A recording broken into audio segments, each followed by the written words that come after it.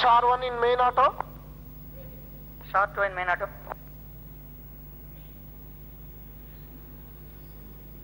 In view of the mission control center, the executives very closely looking at the plots, the plots of the L40 strap-on pressure type curve, the S139 motor, and here is the plot of the ground trace. So 100 seconds into the flight. Then very shortly we will be having the burn out of the solid motor. S139 yes, S139 has burnt out, and it is now the 4 liquid strap-ons which are basically lifting the entire launcher and going through the next phase of activities.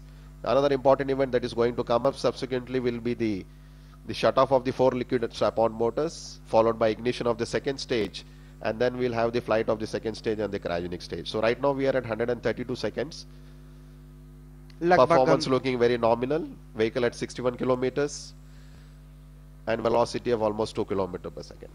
जी हाँ, लगभग हम 143 second का समय व्यतीत करते हुए 2.34 kilometre प्रति second की गति प्राप्त कर चुके हैं और करीब करीब 122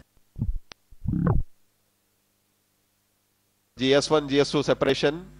GS2 has ignited and vehicle is going through the second stage of flight now. 165 seconds. वो अलग हो चुका है और द्वितीय चरण जो है प्रज्वलित होके निश्चित रूप से अपने गंतव्य की ओर, आप देख पा रहे होंगे कि अनुमानित और अवलोकित पथ दोनों एक दूसरे को लगातार अनुसरित करते हुए, इसका मतलब यह है कि हमारा जो रॉकेट है, हमारा जो प्रमोचन यान है, वो बहुत ही महत्वपूर्ण पथ अवलोकित करता हुआ एक साथ GSAT-6 को लेके आगे बढ़ रहा है और हम बहुत नजदीक पहुंच चुके हैं एक महत्वपूर्ण चरण के इस समय. So what you are seeing on your screen is the time versus altitude plot and the velocity plot. I think very close match with the pre-flight predictions. The events after the L40 shutoff happened so fast. You know, you have the L40 shutoff, you have the GS1, GS2 separation, followed by vented interface separation, and then the closed loop guidance initiation. All these events happen within a matter of 4 to 5 seconds. So right now the vehicle is going through the closed loop guidance algorithm. The payload fairing has just been separated at 230 seconds, and the vehicle has almost crossed the dense atmospheric phase and the altitude is around 115 kilometers. जी हाँ, लगभग 230 second के बाद heat shield separation, उसमें सुरक्षा cover जो था उसको पृथक्करण हो चुका है उसका, और इस समय जो उपग्रह है वो सीधे एक्सपोज हो चुका है एनवायरनमेंट के लिए, और ये बहुत महत्वपूर्ण होता है क्योंकि इस समय सीधा जो भार है, जो ऊष्मी लोड है, वो सीधा ऊष्मी भार जो है वो उपग्रह पर आपतित होता है.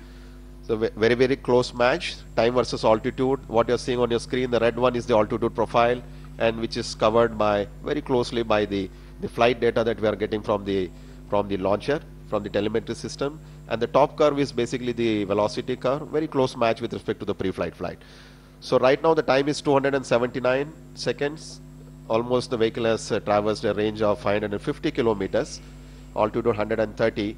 Very shortly we should hear the announcement for, yes, GS2 shut-off command has been issued. GS2 the separated. second stage has been separated and cryogenic stage ignition command has been given. जी हाँ, बहुत महत्वपूर्ण क्षण जब cryogenic जो engine था उसे ignite कर दिया गया और ये कंफर्म हो चुका है. Cryogenic ignition has been confirmed. ये बहुत महत्वपूर्ण होता है. जो द्वितीय चरण जो है उसके शट ऑफ होने के बाद, बंद हो जाने के बाद में तृतीय चरण के कमांड प्रज्वलन के कमांड कर देने के बाद कंफर्म आना, और इसके बाद ये लगभग अगर हम माने तो 718 सेकंड तक प्रज्वलन चलेगा. बहुत महत्वपूर्ण होता है ये, इसलिए इसरो के लिए ये चरण निश्चित रूप से अपने आप में एक आने वाले समय के लिए बहुत महत्वपूर्ण होगा. So this is a very important announcement we just heard. The cryogenic stage performance normal. This is what we have been waiting for from the last launch to the now. And if you look at the time instant and the velocity and the altitude plots, very closely matching, which basically indicates the acceleration of the cryogenic stage has been progressing exactly as per the plan. Radhakrishna ji, हम आज समूचे देश के साथ इस प्रमोचन यान से संबंधित एक और I think maybe if you see one of the major difference that you see in PSLV निक रूप से महत्वपूर्ण है, क्योंकि जिन द्रव गैसों का इस्तेमाल हम ईंधन के रूप में करते हैं उनका भंडारण, उनके नियंत्रण व सुनियोजित प्रवाह के लिए प्रयुक्त विधि व यंत्र, उसमें उपयोग में लाए गए पदार्थ और उनके गुणधर्म बेहद जटिल और गहन अध्ययन और अनवरत प्रायोगिक अनुभव चाहते हैं। हाइड्रोजन को लगभग -253 और ऑक्सीजन को -193 डिग्री सेल्सियस के तापक्रम पर संचित किया जाता है। क्या हम यान के प्रक्षेपण के साथ ही कोई विशेष तैयारी करते हैं? What preparation do we require before cryo ignition right from the first stage? Radhakrishnan ji, this is very important. Alok, thank you very much. I think before I just explain the remaining portion of the flight, I would just like to inform the viewers. Stage performance normal. The Plus second 7 stage, the minutes. cryogenic stage, burns for almost 720 seconds. The flight time is now 420. And if you can see on the screen, the velocity imparted to the vehicle is almost 5.37. The nominal orbit for this mission is the GT orbit, geosynchronous transfer orbit, where the perigee will be 170 kilometers, and we would require something like 10.2 kilometer per second velocity to be imparted to the satellite to place it in an GT orbit of say 170 by 36,000. Just coming back to question of Alok, you are right. I think cryogenic stage, because of the extremely low temperature conditions, the handling of the cryogenic stage both on the launch pad and otherwise during the flight is a very complex phenomena. So if you look at the sequence of operation that the cryogenic stage goes through, even during the first stage flight, only 90 seconds into the flight of the first stage, almost for 200 seconds before the actual cryogenic stage is ignited, it goes through a series of preparations during the first stage flight itself, basically trying to bring the cryogenic stage at an instant where it is ready to ignite, where the lines are being depressurized, serviced, and brought to the conditions where it is ready for ignition. So it's a very complex technology by itself because of the low temperature handling conditions, which is not the case when you're talking about earth storable or solid propellants in bike. जी जी, in fact हमें लगभग जो velocity है, उसको जो वेग कमान है, लगभग 9.779 किलोमीटर प्रति सेकंड प्राप्त करना है, और जो ऊंचाई प्राप्त करनी है वो 214.35 किलोमीटर प्राप्त करनी है, जो हमें लगभग प्रज्वलन के 17 मिनट के बाद हासिल होगी। इस समय हम लगभग 8 मिनट 45 सेकंड का समय व्यतीत कर चुके हैं, और जो हमारा अवलोकित पथ है यान का, जो अभी लगातार अपने गंतव्य की ओर बढ़ता हुआ, निश्चित रूप से आप देख पा रहे होंगे अनुमानित जो पथ था उसका अनुसरण करते हुए लगातार आगे बढ़ रहा है। हम लगभग 542.5 सेकंड का समय व्यतीत करते हुए 5.89 किलोमीटर प्रति सेकंड का गति प्राप्त कर चुके हैं, और इस समय हम 1960 किलोमीटर पर आस पर हैं और ऊंचाई 145 किलोमीटर प्राप्त कर चुके हैं, जैसा आप देख पा रहे होंगे। Yes, 560 seconds. Velocity is almost 6 kilometer per second, and the vehicle has traveled a range of almost 2,000 kilometer. Now, if you look at the cryogenic stage, which burns for almost 720 seconds, out of the 720 seconds, it operates in a kind of slightly thrust augmented mode, which is basically required to increase the overall capability of the launcher. So in the first 425 seconds, the thrust is augmented by 11% from its nominal thrust of 7.5 tons. And this augmentation of the thrust is the one which is responsible for delivering a heavier payload into the desired orbit. So right now, the cryogenic stage is going through the operated mode. Maybe in another 200 seconds, the thrust will be brought back to the nominal conditions, where it will continue to burn for the next 200 to 300 seconds in a thrust of 7.5 tons. In fact, this kind of profile of thrust operating for a particular duration and coming down to a nominal thrust is desired based on the mission design. हाँ, ये बहुत महत्वपूर्ण होता है कि हमको किस तरह का अभियान चाहिए, किस तरह का इंक्लिनेशन चाहिए, किस तरह का जो वेग वेक्टर है वो चाहिए। इसलिए उसी दिशा में इस तरह के जो अभियान होते हैं, उनके जो पैरामीटर्स हैं, उनके जो प्रादर्श हैं, उन्हें तैयार किया जाता है। इनफैक्ट बहुचरण आधारित यान के विभिन्न चरणों को उनके उपयोग हो जाने के बाद मुख्य यान से अलग कर दिया जाता है। जैसे आपने देखा, प्रथम चरण द्वितीय चरण से सेपरेशन, या द्वितीय चरण का तृतीय चरण से सेपरेशन। ये जो पृथक्करण है, ये बेहद आवश्यक हैं कि वो सुरक्षित हों और संघट्ट मुक्त हों। ये पृथक्करण घटनाएं अभियान के लिए बेहद नाजुक होती हैं, इसलिए इनकी अभिकल्पना पर सबसे ज्यादा ध्यान देकर इन्हें साफ सुथरा, संतुलित व सख्त बनाया जाता है।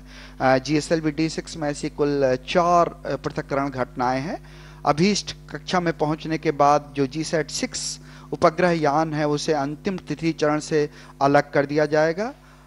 ये करीब करीब समझ लीजिए हमें 16 मिनट 52 सेकंड लगेगा जब क्रायोजेनिक अपर स्टेज बंद किया जाएगा, और उसके करीब करीब 7-8 सेकंड्स के बाद में जो GSLV-6 है उसे अलग किया जाएगा। हम इस समय 11 मिनट 40 सेकंड का समय व्यतीत कर चुके हैं और 5-6 मिनट हमें और लगेगा यान को फाइनल डेटा देने के लिए, जब हम GSAT-6 को उसके पैरामीटर्स के हिसाब से यान से अलग कर पाएंगे। Thank you, Alok. The time is 7:14 seconds, another 300 seconds to go. Nominally, if you look at the flight sequence, we have the cryogenic stage, upper stage cutoff coming at 1010 seconds. So we are 300 seconds away from the actual burnout of the cryogenic stage. Thrust has been brought down to the nominal from 11% augmentation to nominal thrust of 7.5 tons.